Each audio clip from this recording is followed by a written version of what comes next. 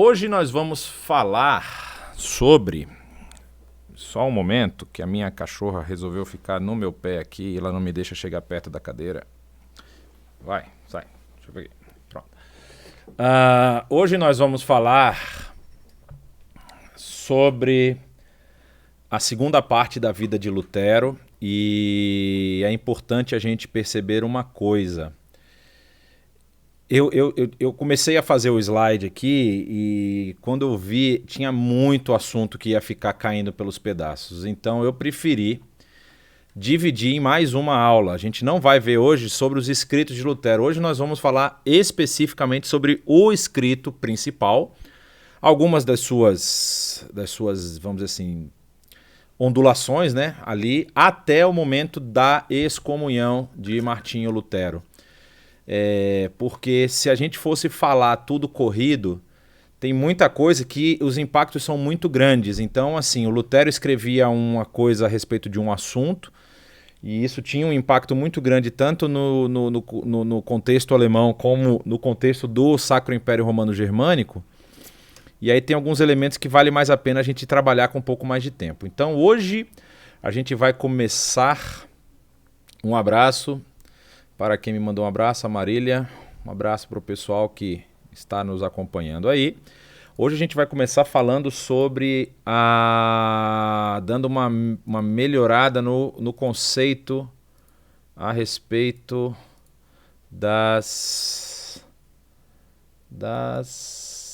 achei. Das indulgências. Olha só, isso aqui, para quem não conhece, a gente vai falar sobre isso, mas é a porta lá no castelo de Wittenberg. A gente vai falar sobre ela já já. De novo, lembrando, né, o caminho lá de Lutero, ele nasce aqui na região de Eisleben e vem estudar em Erfurt. Estuda em duas instituições aqui. A primeira, a faculdade mesmo, a Universidade de Erfurt, onde ele teria sido encaminhado pelo seu pai para fazer direito. E acaba depois entrando no mosteiro agostiniano de Erfurt, nós falamos sobre isso na aula passada.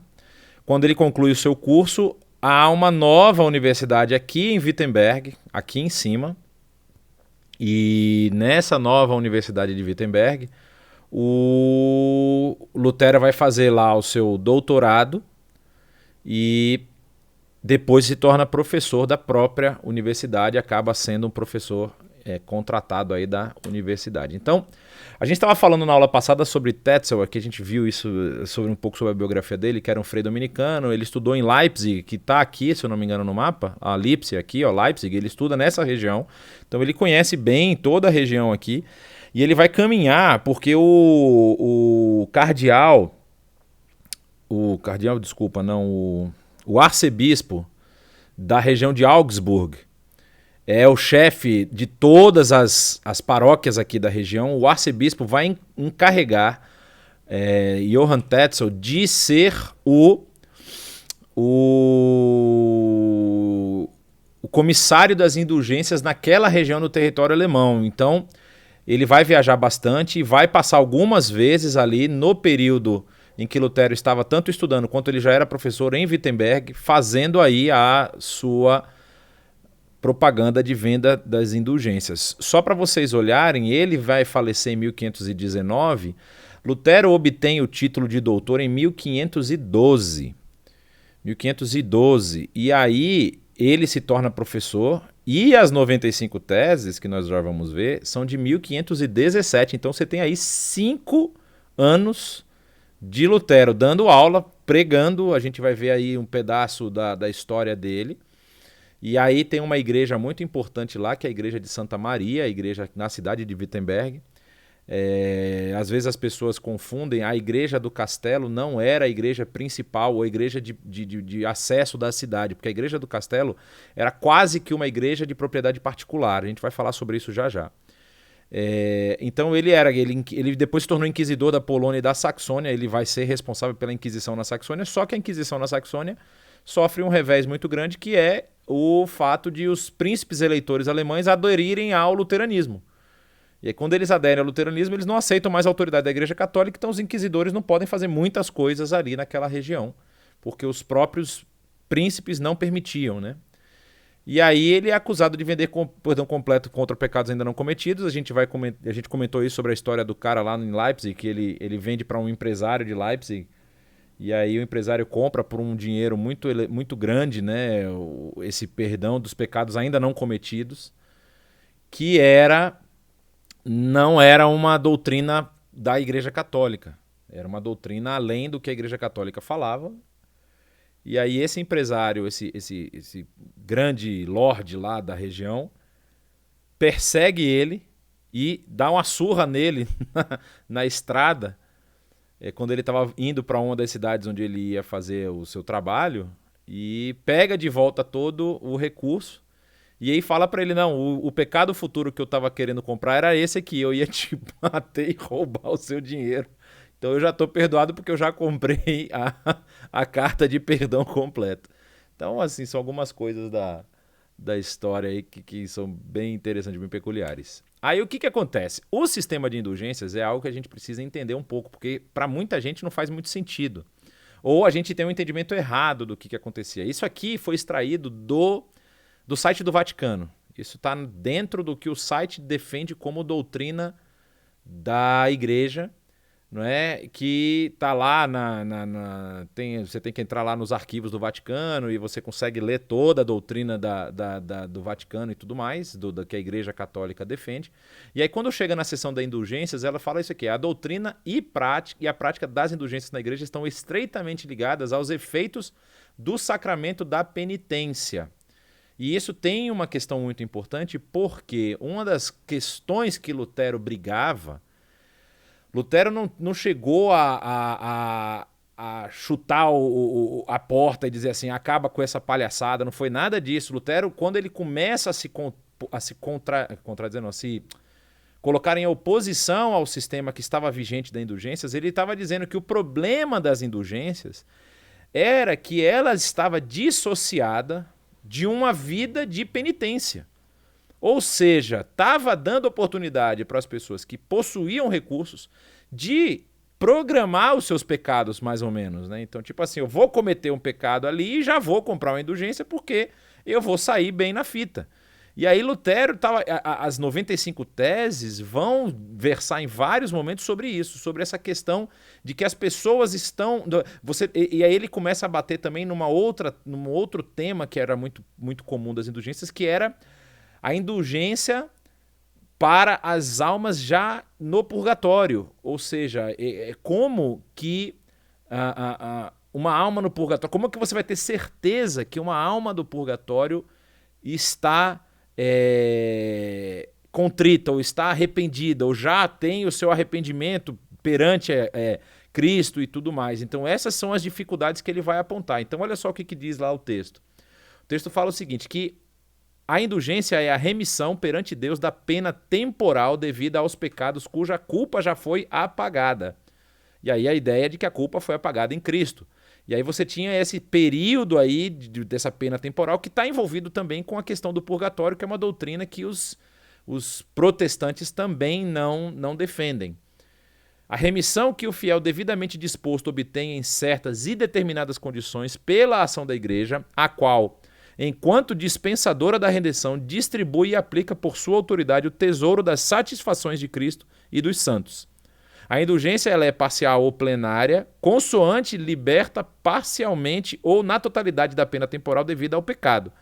O fiel pode lucrar para si mesmo a indulgência, ou seja, ele pode aproveitar ele mesmo da indulgência ou aplicá-las aos defuntos.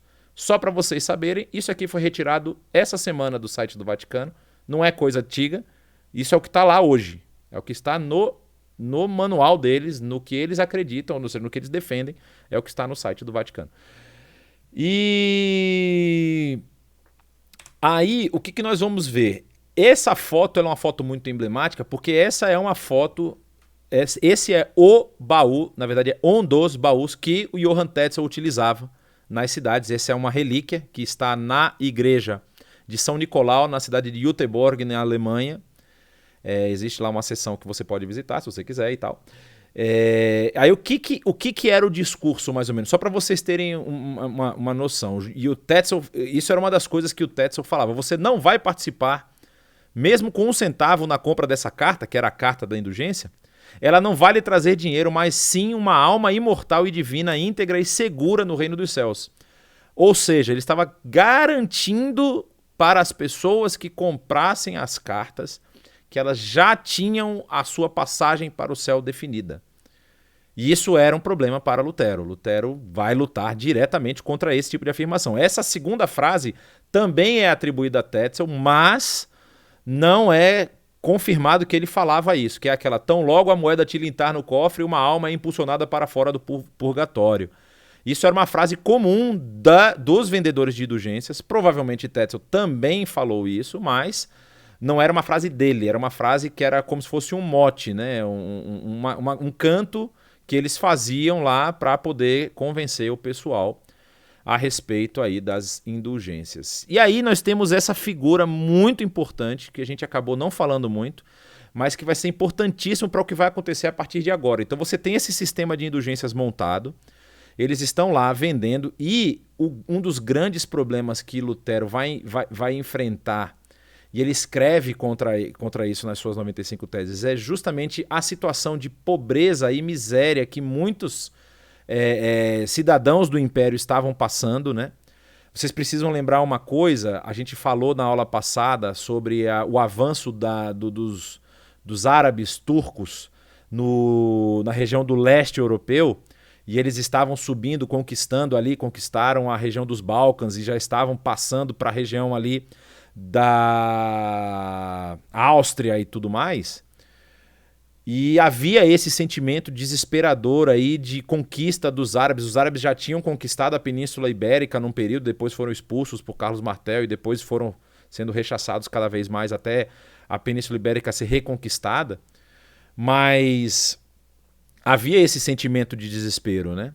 E aí as pessoas, elas estavam tentando salvar a sua vida e a vida dos seus familiares a qualquer custo. Ou seja, se eu morrer agora, se o exército chegasse aqui e as pessoas morressem e tudo mais, o que aconteceria, né? Para onde a minha alma iria? Então eles estavam tentando, de qualquer forma, garantir o seu quinhão aí no céu, a sua garantia de que não seriam condenados. E Lutero, quando Lutero se forma em 1511, 1512, e ele começa ele é mandado para Wittenberg não só para estudar, mas também para pregar. Ele vai se tornar um dos pregadores, né? Havia essa determinação dos líderes, assim. Quando você tinha algum aluno muito bom, alguma coisa que estava se formando e havia alguns pontos de pregação, eles mandavam os alunos para esse lugar e ele ficava responsável por ser o pregador daquela região. Então Lutero começa a pregar nesses anos que vão se seguir. Ele começa a pregar sobre o livro de Romanos, a carta de Paulo aos Romanos, e pregar sobre o livro dos Salmos. E essas pregações vão mudar um pouco a cabeça de Lutero. Lutero até então não tinha nenhum conflito com relação a isso, mas aí quando ele começa a ver esse choque da justificação pela fé que o apóstolo Paulo fala lá em Romanos, depois ele vai ver a soberania e o governo, o controle de Deus sobre todas as coisas, que é descrito em vários dos salmos. E aí ele vê essa questão da igreja sendo agora... tem uma frase muito famosa que nunca foi falada sobre a igreja católica, pelo menos não que eu saiba. Foi falado sobre uma outra igreja brasileira. Só um momento que me pediram uma coisa aqui. Eu vou fazer uma coisa que eu devia ter feito na aula passada. Eu vou subir. Estou mais perto do céu agora. Aí o que acontece? O Lutero estava pregando sobre essas coisas e aí ele entra em choque. E aí o pessoal, a frase que eu estava falando é aquela frase que o pessoal fala assim, que Jesus é o caminho para o céu e a igreja é o pedágio. Era basicamente isso que estava acontecendo. A igreja tinha se tornado uma porta de cobrança para você chegar ao céu. Ela estava, em tese, assim, oferecendo um caminho alternativo se você conseguisse pagar, né?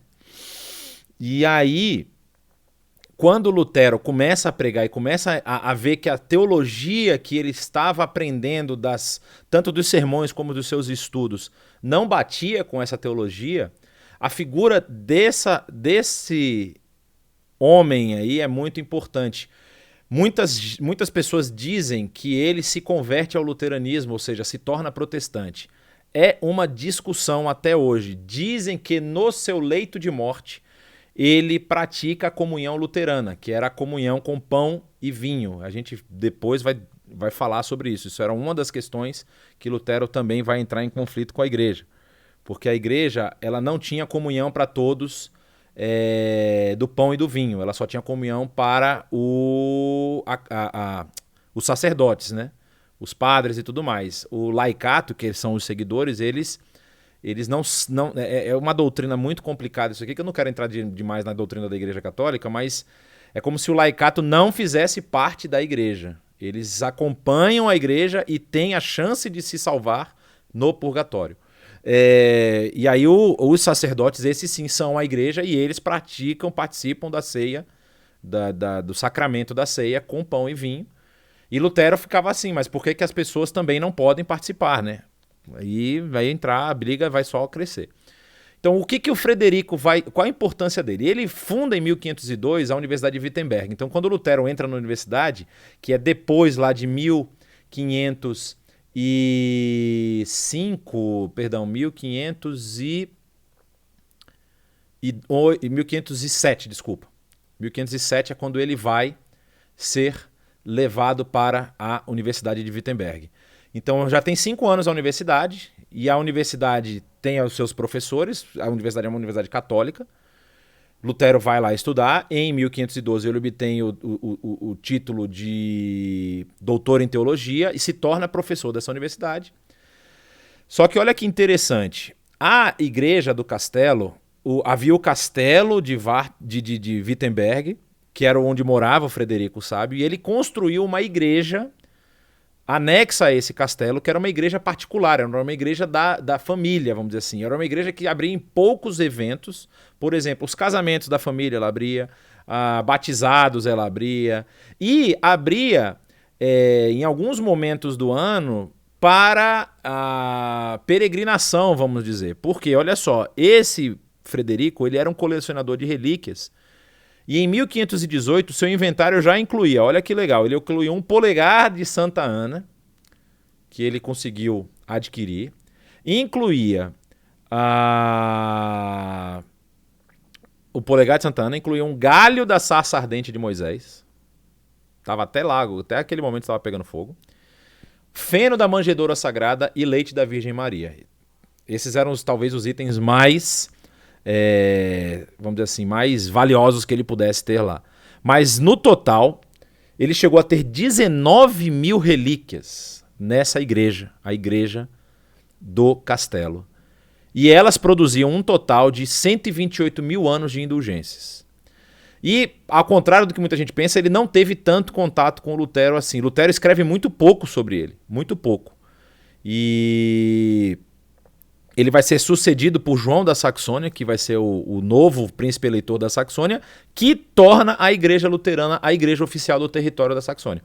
Então não é ele que faz isso, é o seu sucessor. E aí que é interessante, por quê?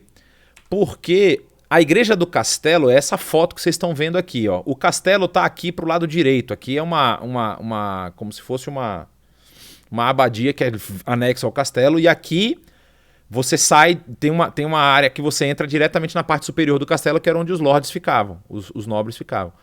Essa é um desenho feito por Lucas Cranach, o velho, o pai do Lucas Cranach, o jovem, que são os principais pintores sobre Lutero. Todas as imagens que você tem de Lutero, todas, exagero. A maioria das imagens que você tem de Lutero são imagens pintadas pela família Cranach. E essa aqui é uma imagem que foi feita depois, uma xilografia, né? De uma esculpida em madeira e feita prensada aí no papel. E esta bendita portinha aqui é a bendita porta do castelo de Wittenberg. É nessa porta que Lutero vai afixar as suas 95 teses. Não sai aqui na foto, mas é essa foto que eu mostrei para vocês. Essa é uma porta hoje de bronze, sei lá, não trabalho com metal, então não sei qual é o metal, mas é uma porta de metal.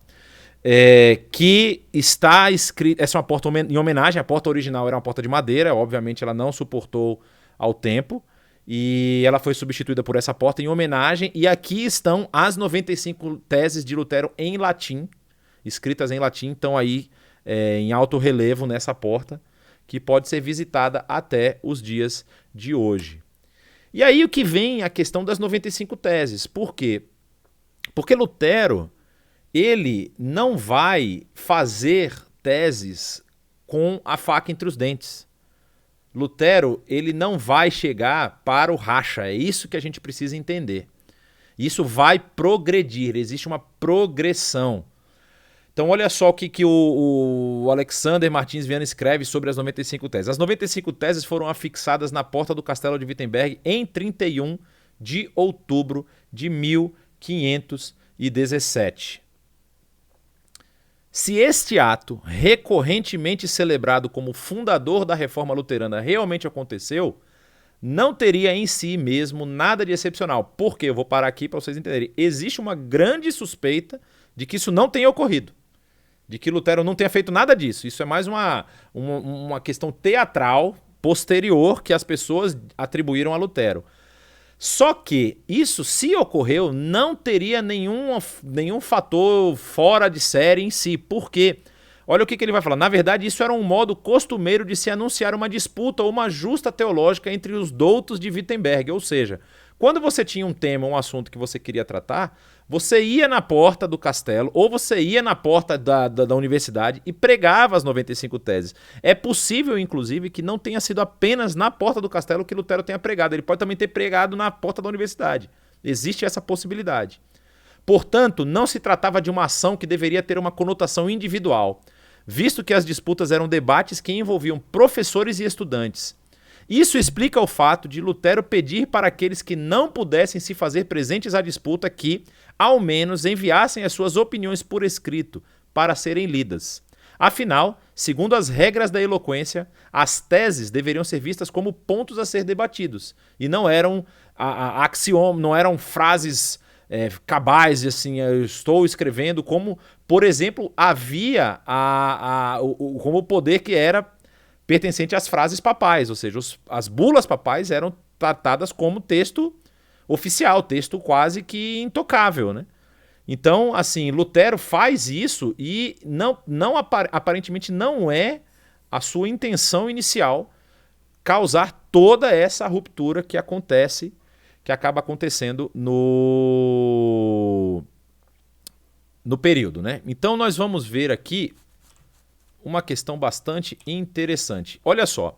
Primeira coisa, vamos botar essa data aí na cabeça de vocês. 31 de outubro. Na verdade, se vocês olharem essa imagem aqui do lado, ela é uma reprodução original das 95 teses.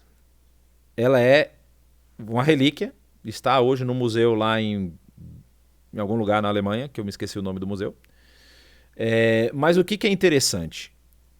Lutero, ele escreve as suas 95 teses e ele envia as 95 teses para as principais universidades da Alemanha da época. Inclusive envia para o arcebispo de Mainz, que era o rapaz lá Alberto de Brandeburgo, exatamente. O Alberto de Brandeburgo, que era o arcebispo de Mainz.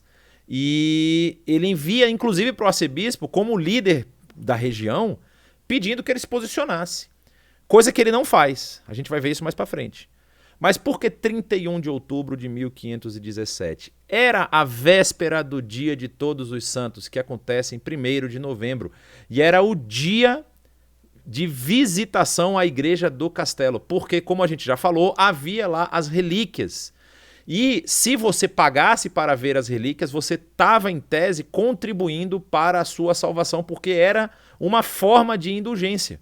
Já tinha lá um acerto entre o príncipe eleitor e a igreja, os chefes da igreja da região e a igreja de Roma, e havia essa prática. No dia 1º de novembro, abriam-se as portas da igreja e você percorria os salões da igreja que estavam com as relíquias e poderia ganhar essa indulgência de retirar aí anos do seu débito, né? Do que você precisaria pagar no purgatório.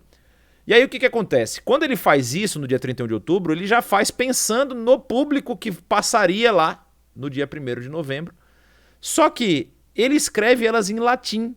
Ele não escreve elas em língua comum da Alemanha. E aí já mostra mais um, vamos dizer, mais um elemento apontando para essa vontade de Lutero de não criar um cisma, de não romper com a igreja. Na verdade, ele simplesmente queria discutir as ações que estavam ocorrendo na igreja até esse momento, de tudo que já vinha acontecendo. E aí é interessante que o Patrick Collinson, no seu livro A Reforma, ele fala essa frase que eu acho genial.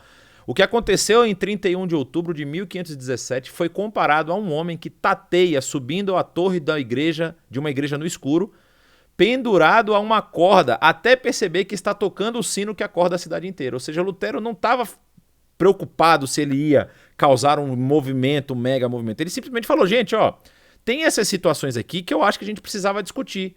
Então eu convido vocês a virem comigo para a gente discutir esses assuntos que são importantes para a igreja. Acho que tem alguma coisa errada. Ele simplesmente fez isso. E aí, o que a gente vai perceber? A gente vai ver... Olha o preâmbulo das 95 teses, da tradução que é feita daquele documento e das traduções que são feitas. Essa tradução foi feita do latim. Com o desejo ardente de trazer a verdade à luz, as seguintes teses serão defendidas em Wittenberg sob a presidência do reverendo Frei Martinho Lutero, mestre de artes, mestre de sagrada teologia e professor oficial da mesma. Ele, portanto, pede que todos os que não puderem estar presentes e disputar com ele verbalmente, façam-no por escrito, como já falou aquele texto ali que nós lemos. Ele pede que as pessoas mandem as suas opiniões por escrito. Em nome de nosso Senhor Jesus Cristo, amém. E aí ele começa a discorrer as suas 95 teses. Eu separei algumas aqui para vocês verem como que isso na cabeça dele talvez não fizesse tanto impacto, não causasse tanto impacto, mas foi uma bomba no seio da igreja, né? Foi uma dinamite, porque realmente alguns pontos que ele levantou aqui são pontos muito, muito importantes. E a gente vai ver como a gradação da discussão de Lutero com a igreja vai realmente levá-lo a uma posição de ruptura. Então ele escreve, a primeira tese já diz o seguinte, ao dizer fazei penitência e etc., como está em Marcos 4,17, o nosso Senhor e Mestre Jesus Cristo quis que toda a vida dos fiéis fosse de penitência. Ou seja, a ideia que ele está tratando aqui é de que não adianta apenas a pessoa comprar a indulgência e fazer penitência para aquele pecado, ou seja, como se estivesse livre para pecar novamente. A vida da pessoa devia ser uma vida de penitência, a vida da pessoa devia ser uma vida consagrada, não ficar simplesmente achando caminhos para se livrar da punição dos pecados que elas cometiam. Né? Aí vem a tese número 21. Erram, portanto, os pregadores de indulgências que afirmam que a pessoa é absolvida de toda a pena e salva pelas indulgências do Papa. Aí ele começa a combater diretamente o sistema de indulgências. Aí ele faz na 23. Se é que se pode dar algum perdão de todas as penas a alguém, ele certamente só é dado aos mais perfeitos. Isso é, pouquíssimos. Ele não está rompendo com o sistema, olha só. Ele está dizendo, pode ser até que o sistema seja real, mas não é uma coisa que pode ser entregue a todo mundo. Você percebe que ele ainda não está... O conceito da indulgência é uma doutrina que é vigente no tempo de Lutero. E ele não está se opondo ao conceito, ele está se opondo à prática que está sendo feita na Alemanha. É isso que ele está se colocando contra nesse momento.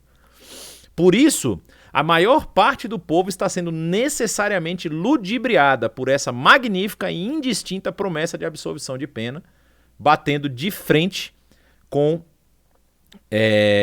o sistema que estava sendo utilizado na Alemanha.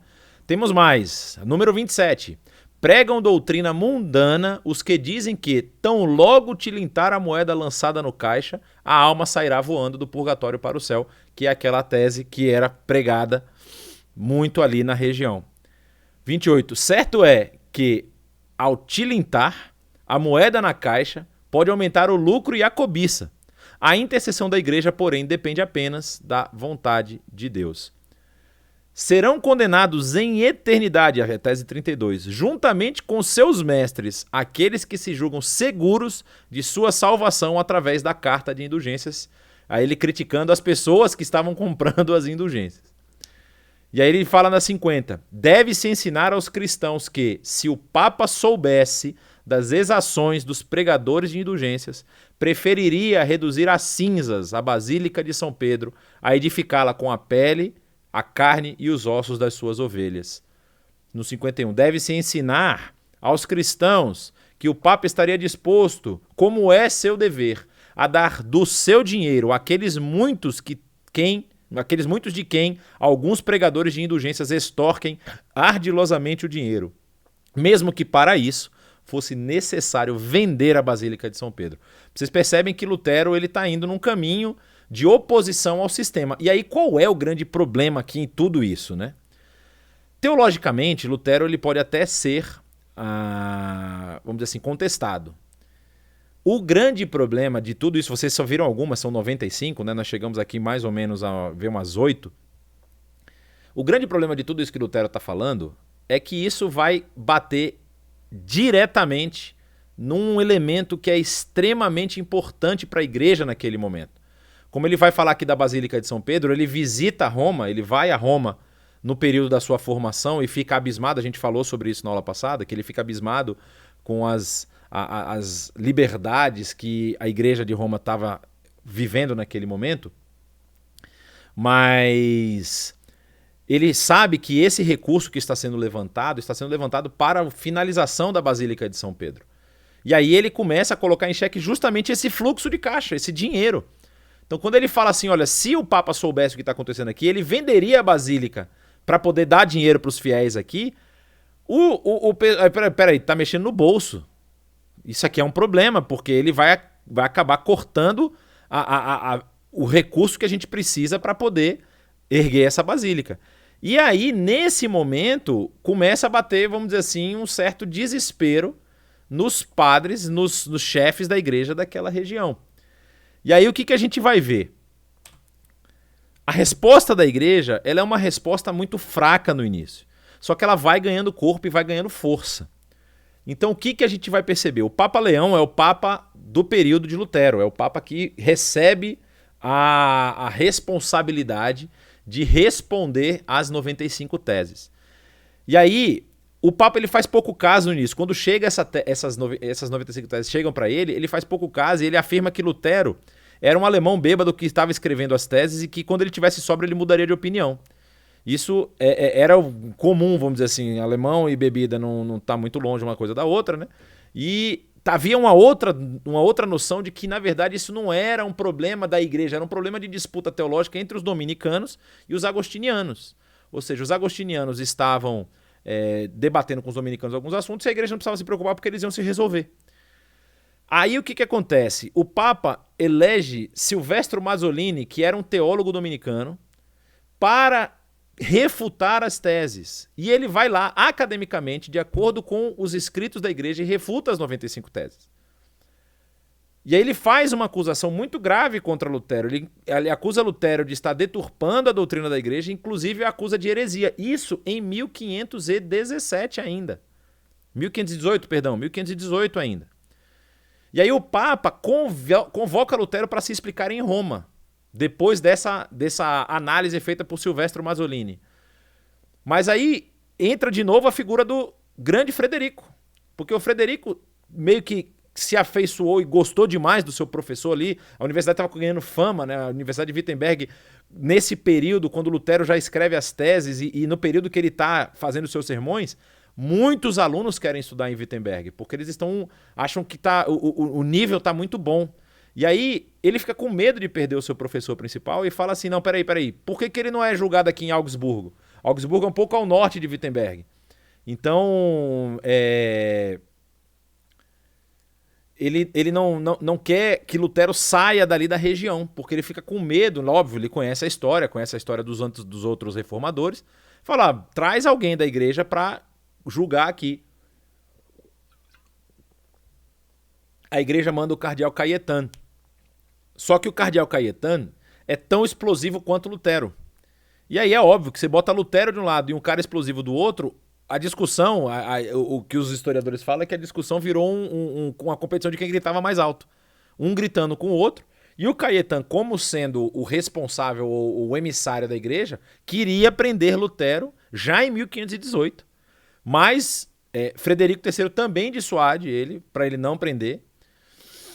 Vai acontecer que em 1519, um outro cardeal Karl von Miltitz, ele é um emissário papal, um núncio papal, e ele é parente de Frederico, ele tem parentesco com Frederico, e ele consegue uma reunião conciliatória entre Lutero e a igreja, onde os dois prometem parar de se atacar. Lutero para de escrever contra a igreja, e a igreja para de perseguir o monge para dar uma aliviada na situação. Só que, no mesmo ano de 1519, Johann Eck, que era também um teólogo, ele faz um desafio para um colega professor de Lutero, que é Andreas Karlstadt, que vai se envolver depois na revolta dos camponeses.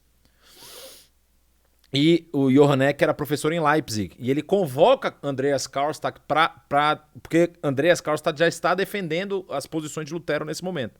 Os dois estão defendendo as mesmas posições. Só uma questão para a gente estar passando os anos muito rápido, só para vocês entenderem.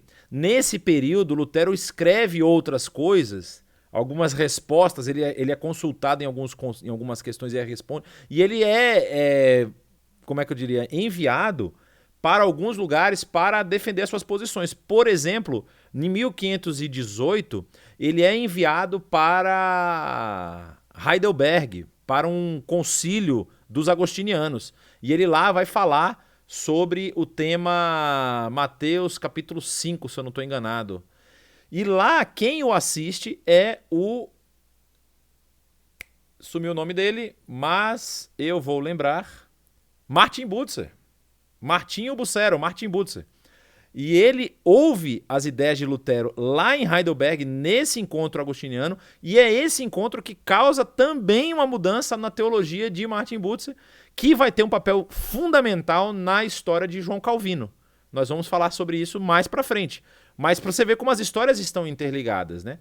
E aí, quando Lutero está lá em Heidelberg, ele faz essa defesa, também tem os que tentam se opor à sua visão, mas Lutero já começa a ganhar uma fama muito grande aí. Então, quando acontece esse encontro lá em Leipzig, que o Johann Eck chama Andreas Karlstadt, ele faz isso de propósito, era uma cilada. E Lutero cai na cilada, vamos dizer assim, porque Lutero vai junto com Andreas Karlstadt para defender as suas posições. Só que aí, como Andreas Karlstadt não tem condição de debater com Johann Eck, Lutero entra para debater com ele, e aí ele faz uma afirmação que é muito perigosa, porque quando Mateus 16, 18, aquela afirmação de lá de tu és Pedro, e sobre esta pedra edificarei a minha igreja, Lutero vai reafirmar que aquilo não concede direitos exclusivos de interpretação ao Papa, direito de interpretação do texto bíblico ao Papa, e por conta disso, nenhum dos concílios da igreja é infalível. Ou seja, nenhum dos concílios eram infalíveis. E aí, quando ele fala isso, que vai taxar Lutero como um novo Jan Hus. E lembra o que aconteceu com Jan Hus? Jan Hus foi queimado na fogueira. E aí faz uma acusação direta de heresia contra Lutero. E em 1520, o Papa escreve uma bula chamada Exurge Domini, ameaçando Lutero de excomunhão caso ele não se retratasse dos seus escritos. Então aqui você entende o que está acontecendo na história de Lutero nesse momento. Como ele sai de uma simples discussão de alguns temas da igreja para se tornar aí vamos dizer assim, um líder de um movimento, de um corpo de ideias que vai se confrontar diretamente com o sistema da igreja. E aí você percebe que aqui nesse momento a questão já não é mais as indulgências. Lutero já não está mais falando simplesmente das indulgências, ele já está falando agora da palavra do Papa, que era infalível até esse momento. Concílio de Latrão, se eu não estou enganado, que determina que a palavra do Papa é infalível. E aí ele começa a entrar em rota de colisão já com doutrinas basilares da igreja naquele momento. E quando o Papa emite essa bula Exsurge Domini, no mesmo ano, 1520, ele emite a bula mais ou menos no período do verão europeu, e no verão para a primavera vai acontecer uma dieta. Perdão, verão, outono, inverno, primavera. Verão ou outono, desculpa. No outono vai acontecer uma dieta que era uma dieta de direito, uma dieta política. Não era uma dieta, não tinha nada a ver com religião, com questões teológicas. Só que o assunto estava tão quente, que o assunto vai ser trazido para a dieta de Worms, que acontece no período aí de setembro, outubro de 1520. E nessa dieta, você vê essa foto bonita aí, só ficou, infelizmente, o chapeuzinho bonito do rapaz, que é o Carlos V, o imperador, o chefe do Sacro Império Romano Germânico. E nessa dieta, para vocês terem noção, qual é o problema, o que está envolvido aqui, o que está caminhando aqui. Lembram da ameaça turca chegando do leste. Carlos V ele está aí para convencer aos líderes, príncipes eleitores, a participar de uma defesa estruturada contra o exército turco que está chegando. E aí Carlos V está desesperado porque Lutero está causando uma ruptura no poderio do império, do Sacro Império, ou seja, quando você fala em Sacro Império, já se percebe que é meio que um poder dividido entre o monarca, né, e a igreja. A igreja também possui um poder, e esse poder da igreja aí, ele está sendo chacoalhado, né? Está sendo balançado. E aí, quando ele está fazendo essa dieta, ele precisa resolver essa questão de Lutero da melhor forma possível. E na cabeça dele, se Lutero fosse colocado, na cabeça dele e dos líderes da igreja, né? Se Lutero fosse colocado diante de uma autoridade, vamos dizer assim, não tem mais ninguém acima dele, é o cara que tem o poder de mandar executar ele ali naquele momento, como imperador, Lutero talvez fosse retroceder. Só para a gente lembrar, aqui atrás, quando a gente estava falando sobre os encontros, no encontro com Caetano, nesse encontro aqui com Caetano exige que Lutero retroceda e se retrate de tudo que ele tinha falado até esse momento, que ainda estava simplesmente falando sobre as indulgências. E a questão de Lutero, quando a gente fala dele, assim, a gente parece que às vezes pinta um quadro muito... Como é que a gente pode falar? Muito bonito de Lutero. Lutero, ele era uma pessoa muito intempestiva, muito explosiva. Então, assim, Lutero, ele escreveu e ele ficou esperando uma reação positiva da igreja. E aí ele começa a receber, vamos dizer assim, indiretas, né, pauladas. E aí ele vê que a igreja não tá reagindo da forma que ele esperava, aí ele começa a ficar com raiva da igreja. Por isso que os seus escritos vão tomando cada vez mais um tom, vamos dizer assim, de ataque contra a liderança da igreja. Primeiro ele ataca os vendedores de indulgências, aqueles que são enviados para vender indulgências, faz esse ataque numa forma acadêmica, enviando para os líderes da região, como ele enviou, por exemplo, para o Alberto de Brandemburgo, não é? Eles não recebem resposta. Quando o Silvestre Mazzolini faz o tratado e emite um tratado refutando as teses de Lutero, Lutero reescreve contra a refutação dele, mas ainda academicamente, mostrando os textos bíblicos e falando tudo por que ele estava chegando naquele ponto. Só que aí vem Caetano e vem com a balaclava, não, com o taco de beisebol, vamos dizer assim, né? Vem com o pau lá para dizer assim, volta, esquece tudo que você falou, retrata tudo aí que você tá errado. Quando começou a chegar nesse nível, aí Lutero começa a se irritar. Aí que ele começa a mudar o tom. Ele falou, se vocês não querem me ouvir que são da igreja, eu vou falar agora com os líderes, né? Os líderes não vão tomar nenhuma posição, o Papa não vai fazer nada. E aí ele começa a escrever contra algumas posturas e exigindo que o Papa se colocasse ao seu lado. Quando o Papa emite a bula Exsurge Domini, é como se fosse uma facada no coração de Lutero. Falou, poxa, até o Papa está dizendo que eu estou errado, mas a Bíblia está dizendo que eu estou certo. E é aí que ele entra em rota de colisão. Então, quando chega na Dieta de Worms, que ela ocorre ali no final de 1520, ele recebe um salvo-conduto para aparecer diante dos seus jogadores, ele vai ser levado por... O Frederico, na verdade, que articula isso, com medo de que ele fosse atacado no meio do caminho, ele consegue um salvo-conduto. Quando ele chega lá diante dos seus acusadores, eles obrigaram Lutero a renunciar todos os seus escritos e as suas 95 teses. E aí tem a frase famosa de Lutero dizendo: a não ser que me convençam pelas escrituras e pela simples razão, eu não aceito as autoridades dos papas e dos concílios, visto que eles já se contradisseram uns aos outros. Você percebe que aqui ele já não tem amores pela cúria, não tem mais amores pelo papa, não tem mais nada. A minha consciência é cativa à palavra de Deus. Eu não posso e não irei desmentir nada, pois ir contra a própria consciência não é nem correto, nem seguro. Deus me ajude. Amém. E aí depois o pessoal diz que antes do Deus me ajude, ele escreveu o seguinte: Hier stehe ich und kann nicht anders. Ou seja, aqui estou eu não posso fazer mais nada. Deus me ajude. Amém. Isso é uma disputa teológica se ele falou isso ou se ele não falou isso. Mas é o que normalmente você vê escrito nos documentos, assim, quando você vê uma imagem de Lutero diante da Dieta de Worms, é uma das frases que dizem que é a frase mais emblemática que ele falou. E aí o que acontece? Essa dieta ela vai acontecer por mais alguns dias, né? Vai ter mais 4 ou 5 dias, porque existem outros assuntos de política que estão envolvidos. E no dia seguinte, quando Lutero terminou a sua defesa, Lutero resolve ir embora.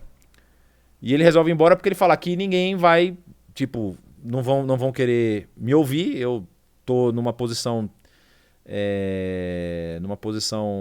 como é que eu poderia dizer, inferior, então eu vou voltar para Wittenberg. E aí vem a estratégia do homem mais sábio de toda essa história, que é o bendito Frederico. Quando Lutero está no caminho de volta para Wittenberg, ele sai da região de Worms, que está no oeste da Alemanha, vai atravessar em direção ao leste da Alemanha.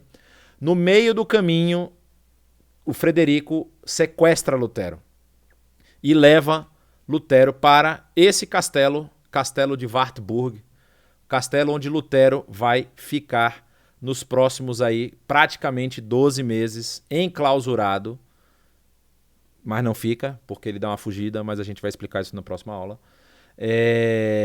Enclausurado para ser protegido da fúria de Roma contra ele. Como vocês viram, é emitido o documento oficial. Em 25 de maio de 1521, Lutero é oficialmente excomungado da Igreja Católica. Só para vocês entenderem, isso significava que, provavelmente, não estou afirmando que era isso, mas provavelmente quem matasse Lutero receberia perdão da igreja, porque ele não fazia mais parte da igreja. Ele era um bárbaro. Era como se estivesse matando um turco. Era como se estivesse matando um inimigo da sé. Então, ele fora da igreja, ele se torna persona non grata em todos os ambientes que a igreja católica tem, vamos dizer assim, poder de ação. Não é à toa que Lutero viaja muito pouco depois disso. Lutero ele só vai para algumas cidades na região, fica a maior parte do seu tempo em Wittenberg, e quando ele vai falecer, que é o que nós vamos falar na próxima aula, que nós vamos falar da morte dele também, ele não falece em Wittenberg, ele falece em Eisleben, que é a cidade de nascimento dele. Inclusive a casa do falecimento dele está lá até hoje, também virou museu, é possível você visitar. Então, meus caros, acabamos em Wartburg. Vamos falar na próxima aula sobre o resto dos escritos de Lutero. Vamos falar sobre a tradução da Bíblia. Na verdade, eu vou falar daqui a pouco, a gente já tem umas perguntas aqui, eu vou responder. E vamos falar sobre a influência dos seus escritos para vocês terem um pouco mais de noção a respeito de como esse cabra ganhou poder na Alemanha nesse período especificamente. Ok? Já temos algumas perguntas que eu vou responder. já já. Cadê? O que eu posso fazer aqui?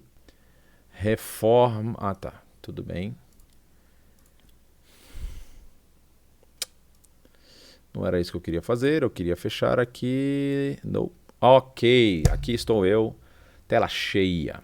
Então vamos lá. Me fizeram a seguinte pergunta. Ah, sim, só para avisar, quem se inscreveu hoje ou se inscreveu durante essa semana, ou se alguém se inscrever mais para o futuro, é só mandar uma mensagem lá para a Conexão, tá? Pedindo as aulas anteriores, eles vão passar para vocês todo o conteúdo das outras aulas. De fato aconteceu para que chegasse a necessária para a Igreja Católica.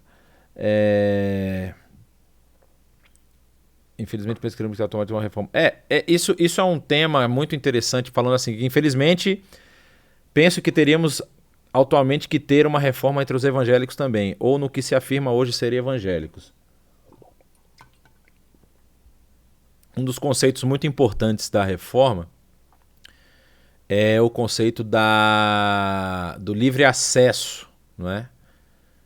Só que a reforma ela causa a volta às mãos do povo do livro sagrado, da Bíblia. Então as pessoas agora possuem oportunidade de ler a Bíblia, de entender e de buscar a Bíblia. Só que uma das coisas que as pessoas acabaram absorvendo também da reforma e que a reforma não passou se chama livre interpretação. E isso é um dilema, um problema que nós enfrentamos hoje, porque como as pessoas interpretam livremente o texto, elas interpretam da forma que elas acharem que devem interpretar. E isso causa essa diferença aí de denominações, de estilos e tudo mais. A gente até fez uma live a semana passada falando sobre ortodoxia, e na ortodoxia você vai perceber que existem alguns fatores que são basilares, que são essenciais. Outros que a gente pode entender que fazem parte de gostos e costumes e práticas, e a gente não tem necessidade de perder o sono por causa disso. Mas os que são basilares deveriam ser defendidos por todos. E uma das questões que a gente percebe hoje é que várias das práticas que eram comuns na época de Lutero, que causaram esse levante e esse sentimento aí de necessidade de reforma, estão acontecendo hoje também. É lamentável, obviamente, e nós temos que orar para que as pessoas elas se voltem e tenham essa sede por aprender a palavra de Deus como tinham as pessoas na época, seja porque elas estavam desesperadas por conta do avanço turco a leste, seja porque realmente havia um desejo de ter uma espiritualidade maior. Na verdade, perseguição sempre ajudou a igreja, né? A igreja, sempre que ela foi perseguida, ela cresceu. E eu tô sentindo que a gente vai crescer já já, porque a perseguição tá aumentando por aqui. Mas enfim, vamos ver o que nós temos. Perguntaram se não era anormal contestar a igreja. Então, essa é uma pergunta importante, tá? Não era anormal contestar a igreja, não, desde que fossem nos ambientes acadêmicos. E a contestação, muitas vezes, a gente falou ali sobre os pré-reformadores. O próprio Cisneros, que não foi executado, ele contestou algumas práticas dos líderes da igreja da Espanha. Ele não contestou teologicamente. As questões teológicas, elas eram levadas a discussões acadêmicas, inclusive, só para vocês saberem, a gente mencionou isso rapidamente na aula passada, mas as indulgências já haviam sido contestadas antes de Lutero. Existiam alguns estudiosos teólogos da Universidade de Sorbonne de Paris que escreveram documentos descreditando o sistema de indulgências do jeito que ele era praticado. Então, assim, já havia esse tipo de questionamento. Isso não era problema para a igreja. O problema foi que Lutero estava causando aí, vamos dizer assim, uma facada nos cofres, né? Estava rasgando ali a bolsa da igreja na região e ele precisava parar com aquilo. E aí, porque a igreja estava perdendo dinheiro. Lutero, quando ele começou a bater na questão de indulgência, o pessoal parou de comprar, não é?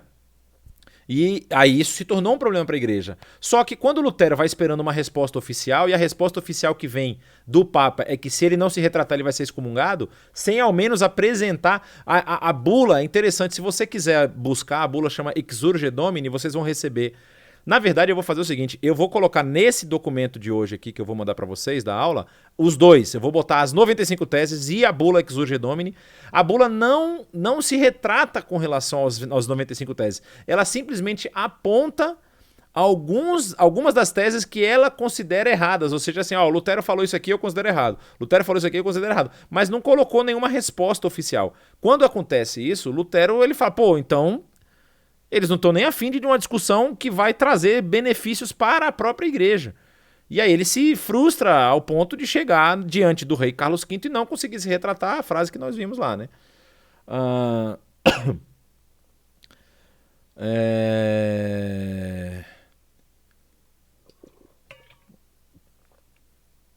Perguntas aqui. Quantos anos Lutero levou para traduzir a Bíblia para o alemão? Bom, pergunta importante. Lutero traduz a versão do Novo Testamento em cerca de 11 meses. O período em que ele fica em Wartburg é o período em que ele leva traduzindo os textos do Novo Testamento. Inclusive, a gente mencionou rapidamente algumas vezes atrás. Ele entra em rota de colisão com algumas cartas do Novo Testamento. Por exemplo, Tiago e Hebreus. Tiago ele entra em rota de colisão porque Lutero está lutando contra o sistema de indulgências e ele entende que isso é como se fosse uma salvação pelas obras, né? Você faz alguma coisa e você recebe um agrado ou a graça por conta dessa coisa que você está fazendo. No caso, era a compra das indulgências, depois as outras questões que a Igreja Católica possuía.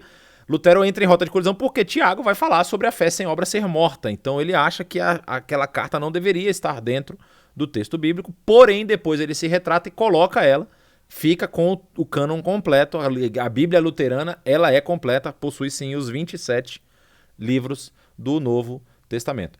Aí, depois que ele faz isso, acaba o seu período em enclausuramento de 12 meses aí, e ele volta ativa em Wittenberg. De lá ele começa a juntar os seus comparsas para fazer a tradução do Antigo Testamento. Ele não tinha tanta... Ele sabia hebraico e grego, mas ele precisou de muita ajuda no hebraico. Inclusive, no texto grego, pouca, tá? No texto grego ele buscou os textos, por exemplo... que perguntaram aqui se ele buscou referências em textos no hebraico e no grego. No texto grego, ele buscou os escritos de Erasmo de Roterdã, que era o texto oficial da época, buscou alguns dicionários, mas ele mesmo fez grande parte da tradução. Poucas coisas foram feitas depois. No caso do texto do Antigo Testamento, não, do hebraico. Ele precisou sim de ajuda, inclusive dos professores da Universidade de Wittenberg e de alguns amigos judeus.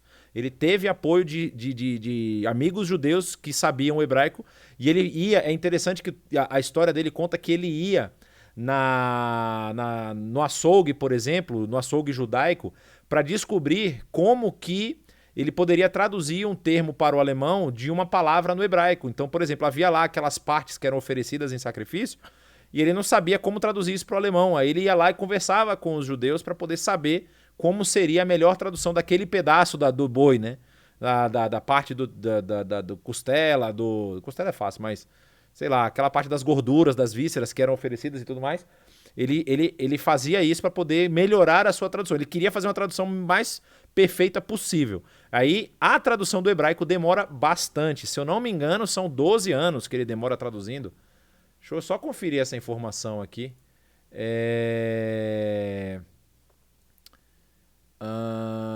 Depois eu vou conferir essa informação, mas ele demora muito mais para traduzir o texto do Antigo Testamento como ele demorou. O texto do Novo Testamento, em um ano, em tese, ele fez toda a sua tradução. Ah, tá aqui.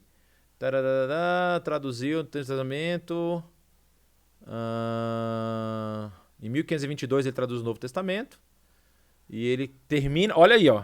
Ele faz a tradução do Novo Testamento em 1522. E só emite a tradução oficial do Novo Testamento que ele em 1534. São 12 anos depois. Então, realmente, é muito tempo para poder fazer a tradução do Novo Testamento. Antigo Testamento, perdão. Vamos ver. Quantos anos Lutero levou para traduzir a Bíblia, irmão? Já falei. Ouvi uma mensagem do pastor Saião, não é para mim, é para o Fernando. Viemos dias trabalhosos, mas estudos da palavra de Deus. O pessoal está conversando aqui no chat, está bem interessante. Havia o Império Romano dominava quase o mundo, certo? Como Lutero se livrou da perseguição e morte? O Lutero se livrou de perseguição e morte por conta de um nome, chamado Frederico. Essa é a real. Naquele ano em que Lutero foi excomungado, Frederico escondeu ele. Lutero foi dado como morto até. Até as pessoas acharam que ele tinha morrido, que ele tinha sumido.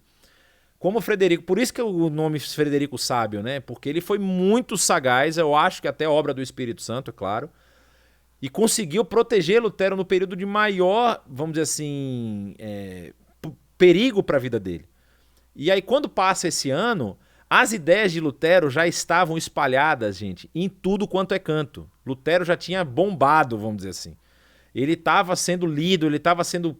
Quando Lutero volta para Wittenberg, ele volta com um status quase de intocável, um professor, tanto que Lutero vai assumir funções na cidade, não chega ao ponto que Calvino assumiu em Genebra, não chega a esse ponto. A cidade ainda tem o seu príncipe eleitor, a região ainda tem o seu príncipe eleitor, tem o seu governo separado, mas Lutero ele vai ter muita importância e várias questões políticas são influenciadas pelos escritos de Lutero, que eu quero falar com vocês na aula que vem. Porque positivo e negativamente. Tem coisa muito ruim que acontece por conta dos escritos de Lutero também, mas assim, ele se torna um cara para ser ouvido, né? Então, o que salva a vida de Lutero é justamente esse período de enclausuramento causado pelo Frederico. Só que o que acontece? Quando Lutero volta, a própria região da Saxônia já está luterana, né? Não existia ainda uma igreja luterana, mas já está abraçando as ideias de Lutero e começa a ter a guinada, vamos dizer assim, as igrejas passam a parar de seguir a igreja católica e se tornam igrejas protestantes. Só que, inclusive, a palavra protestante, que a gente pode ver na aula que vem, ela vem de um documento emitido porque há uma reunião dos príncipes eleitores da região da Saxônia e das outras regiões circunvizinhas que estão abraçando o luteranismo, e a igreja exige que eles parem de pregar as ideias de Lutero, que eles não permitam que as igrejas das suas regiões preguem as ideias de Lutero, porque os padres já tinham sido conquistados. Só que aí eles apelam aos príncipes eleitores e falam, não permitam que as igrejas de vocês preguem as ideias de Lutero. Aí eles emitem um documento em conjunto nessas regiões que é chamado de Protestatio. Era um documento oficial dizendo que eles estavam protestando contra a decisão da igreja, que eles queriam que as pessoas tivessem liberdade de pregação nos seus territórios. E aí, pelo nome Protestatio, é que se dá o nome de protestantes, são as igrejas protestantes. Isso é uma das teorias do nome, né? Mas é a teoria que é amplamente assim aceita, pouca gente questiona isso. Então o nome protestante vem daí. A igreja protestante é a igreja que protestou contra a decisão da igreja católica de proibir a pregação das ideias de Lutero, né? E parará, graça e paz, anteriores, excelente aula. Então, eu já falei, as aulas anteriores estão disponíveis no nosso canal do YouTube. Você pode acessar lá e você vai ter. Obrigado, professor. Perguntas? Fale sobre as cruzadas. Houveram mortes? Lutero estava envolvido? Só uma assim, tá. Cruzadas, período do ano 1000 ao ano 1200. Elas são anteriores. São bem anteriores a Lutero, tá? Lutero nós estamos falando de um ano 1500. Nós queremos, talvez, aí, se Deus assim permitir, ter um curso sobre história da igreja. E aí a gente vai falar sobre o período das cruzadas. Provavelmente vai ser com o professor Israel, mas a gente ainda está definindo alguns detalhes, tá? Mas só para saber, cruzadas não é o período de Lutero. As cruzadas matou muita gente. Existe cruzada de cristão contra cristão. Cruzadas é um período lindo de ler também, porque você vê aí todas as nuances da maldade do coração do ser humano. É impressionante o que o ser humano é capaz de fazer. Mas, só respondendo, não é no mesmo período. Mas assim, houveram mortes? Sim. Não só nas cruzadas, houve muita morte aqui também. A gente vai falar sobre isso mais pra frente. Houve morte, inclusive, de protestante matando protestante. É lindo, tá? Você perceber que enquanto nós estivermos nesse estágio da nossa vida aqui, a gente tem que lutar contra a inclinação pecaminosa que nós temos. Certo? A doutrina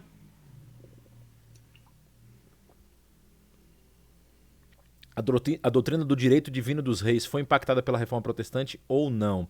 Olha, com certeza tem alguma influência. Tem uma influência. A doutrina do absolutismo, por exemplo, vai ser causada a doutrina, a ideia do absolutismo que acontece, por exemplo, na França, né? Na verdade, quando a gente está falando de Império Sacro Império Romano-Germânico, o imperador Carlos V é o imperador que é herdeiro do trono da França, é o herdeiro de Carlos Martel, que é o herdeiro de Carlos Magno. Ele é da linhagem dos Carlos lá, né? Da linhagem carolíngia. E aí, esse grande império aí, o absolutismo vai surgir justamente lá. Vai ser um dos pontos principais vai ser a França. Só que o que acontece na França? Os católicos, que no caso a coroa ainda defende a Igreja Católica pós-reforma, e aí você tem os protestantes reformadores franceses, que são os huguenotes. E os huguenotes vão ser perseguidos e massacrados. Massacrados. A Igreja Católica mata muitos huguenotes. E os huguenotes vão fazer o quê? Vão fugir. Só que os huguenotes são a camada central da sociedade. Você tem a camada camponesa, você tem os huguenotes, que são os burgueses, né? Os que estão crescendo, os comerciantes e tudo mais. E você tem a elite. Quando os huguenotes são expulsos, a Igreja Católica expulsa os huguenotes, ou seja, persegue eles, fogem para a Holanda, vão para a América, vêm até para o Brasil, inclusive são... As pessoas não têm talvez não sabem disso, os primeiros reformadores a pisarem em solo brasileiro são huguenotes, são franceses, eles fogem. Só fica com a camada de elite, que é um grupo, e você tem toda a plebe aqui embaixo. O que vai acontecer? Você não tem uma camada intermediária. É a Revolução Francesa. A Revolução Francesa ela é causada diretamente por isso. Como você não tem uma camada intermediária para vamos dizer assim, segurar como uma panela de pressão aqui os anseios das camadas inferiores, essa camada se insurge, eles são muito mais numerosos do que as forças de cima e derrubam o trono, e aí acontece a Revolução Francesa que vocês conhecem muito bem. Basicamente é isso. Então, houve morte sim, a gente vai falar um pouco mais disso na frente. E essa questão da doutrina do direito dos reis, em tese, foi defendida aí, recebe essa influência. Mas, na verdade, eu acho que há até um combate a isso, né? Há um combate a isso por conta da reforma também. A Bíblia alemã tem livros apócrifos, por quê? Não, ela não tem livros apócrifos. A Bíblia alemã não tem livros apócrifos. A alemã luterana não tem. Ela remove todos os livros que a Igreja Católica coloca na posterior, né? Ela tem só 66 livros. Ok? Então não possui livros apócrifos, não. Mas ele queria, o que eu falei, talvez que pode ter confundido, é que Lutero estava pensando em retirar da Bíblia as cartas de Hebreus e as cartas a carta de Tiago. A de Hebreus, Lutero ele vai ter uma relação de amor e ódio com os judeus, a gente vai falar sobre isso na próxima aula. E a carta aos Hebreus ele achava que era uma carta que focava muito na situação assim no ambiente judaico. Então, ele tem um pouco de problema com isso. Ok? Deixa eu dar uma olhada aqui. Eu falei um negócio.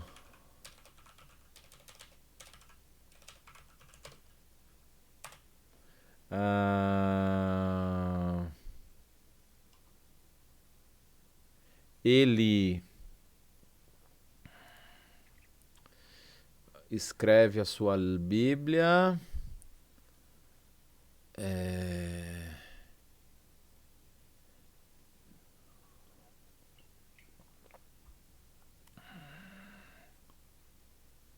eu não vou conseguir ver isso aqui agora. Eu posso falar na próxima aula. Mais alguma pergunta, pessoal? Eu tenho a Bíblia Católica Alemã. Na verdade, a Bíblia Católica nunca foi um grande problema, né? A Bíblia Católica possui algumas divergências com a Bíblia Protestante. Por exemplo, a questão lá dos 10 mandamentos, do Decálogo, há uma alteração no último mandamento.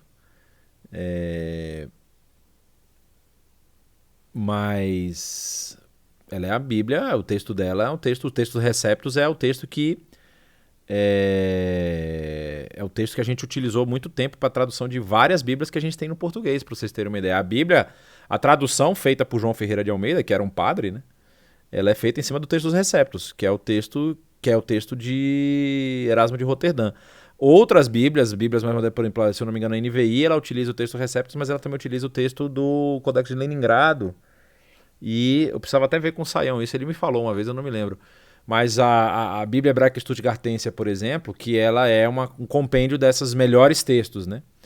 E então, no caso do Novo Testamento, você tem o texto dos Receptos, você tem o Codex de Alepo, que é você tem o texto da editora, da prensa editora de Stuttgart, que tem os dois textos, o texto tanto no grego quanto no hebraico, são textos acadêmicos excelentes, e eu sei que eles foram usados. Mas, assim, não é um problema sério você ter uma Bíblia católica. Os livros apócrifos que estão na Bíblia católica, por exemplo, Macabeus é um livro que eu acho que todo mundo devia ler. Não vai ler ele como um texto sagrado, mas ele conta uma história muito interessante que a gente às vezes nem sabe, que é a história do período dos Macabeus. E as pessoas não conhecem a história do período dos Macabeus. Porque o livro de Esther, Lutero também tentou banir. Eu não me lembro exatamente a razão do livro de Esther. Eu vou precisar pesquisar, mas eu vou na próxima aula eu falo. Mas eu sei que Esther também entrou no balaio. Tem algum relato de outras tentativas de reforma antes de Lutero? Então, Wellington, nós falamos disso na primeira aula que nós falamos dos pré-reformadores. Lá você vai ver que está falando sobre os pré-reformadores e vai falar sobre isso, tá? Ok, meus queridos. Então, temos perguntas? Não temos? Como é que eu consegui fazer isso? Que legal. Mais alguma pergunta? Deixa eu dar uma olhada aqui. Acho que não. Então, tem um pastor João, dentro de uma possível, haveria condições de dar uma pincelada futuramente em Lutero e educação pública? Sim, a gente falou um pouco sobre isso na aula passada, sobre a importância de Melanchthon, né? Melanchthon é um colega de Lutero que se tornou um grande amigo dele e é responsável por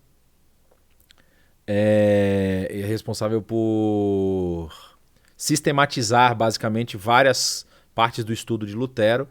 E essa sistematização, ele cria uma metodologia de estudo que vai impactar a Alemanha até os dias de hoje. A gente fez uma live há algumas semanas atrás falando sobre a Reforma Protestante. Se alguém quiser assistir também, a gente fala sobre isso um pouco. É bem interessante. O impacto que vai causar na Alemanha. E claro, né, a língua que eles vão utilizar como língua base, ou seja, a gramática básica é a gramática aplicada que Lutero aplica ao texto bíblico. Ela acaba se tornando a gramática daquele período, vai evoluir como toda a gramática, como no português também. Se a gente pegar um texto hoje de Luiz Vaz de Camões lá, né, e for ler o texto do jeito que Camões escreveu, a gente vai ter muita dificuldade porque a gramática já mudou, os termos já mudaram e a gente vai ficar se batendo para entender o que ele está querendo dizer. Então acontece isso com o alemão também, mas a estrutura de ensino ela é basicamente a mesma da época, tem muita pouca variação e é peça fundamental para o crescimento da Alemanha, né? Pode ser, porque não menciona o nome de Deus, né? É bem possível que seja essa a explicação pelo fato de Lutero ter pensado em retirar. Eu já li sobre isso, mas é porque realmente sumiu aqui agora da cabeça. Eu vou precisar dar uma verificada nos meus documentos antigos aí para poder relembrar, tá bom? Mais alguma questão? Deixa eu ver. Você tem uma Bíblia católica em alemão, mas ela não é a de Lutero, porque a Bíblia de Lutero é a Luther Bible, ela é de 1534, a Bíblia consolidada, a versão consolidada. Já a última edição que eu vi dela, tem edição mais moderna, mas eles tentam manter a estrutura linguística da época de Lutero para mostrar como é que ele fez, né? Bom, acho que não temos mais perguntas. Não estou as vendo. Então, meus queridos, uma boa noite a todos. Daqui a pouco vamos descobrir quem é o novo prefeito da cidade de São Paulo. E que Deus os abençoe. Semana que vem nós nos encontramos novamente para mais uma aula sobre a Reforma Protestante, falando sobre esse cabra chamado Lutero. Forte abraço, Deus os abençoe e até a semana que vem.